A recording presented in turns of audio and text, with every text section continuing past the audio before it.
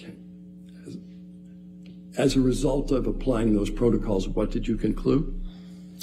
Ms. Hurd did not have PTSD, and there were also pretty significant indications that she was grossly exaggerating symptoms of PTSD when asked about them. How did you make that latter conclusion?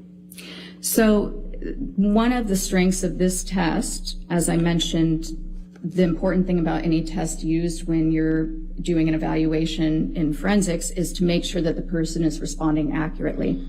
And this test does that by not just asking people whether they have a symptom, but asking follow-up questions that draw out very detailed accounts of every single symptom of PTSD.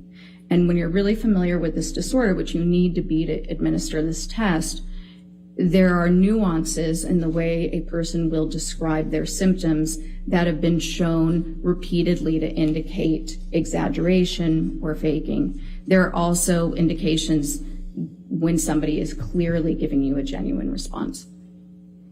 Okay.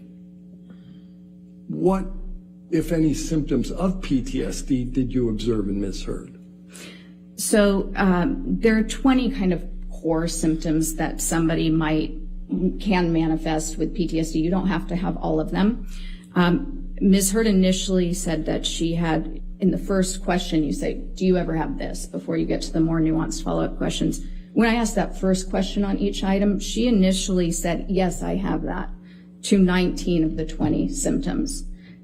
That's not typical even of somebody with the most disabling form of PTSD. When we eventually sort of dialed it down, she had 3 remaining symptoms.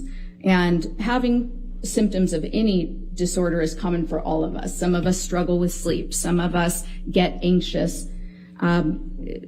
It could be several different disorders. It could just be that you have this struggle in your life.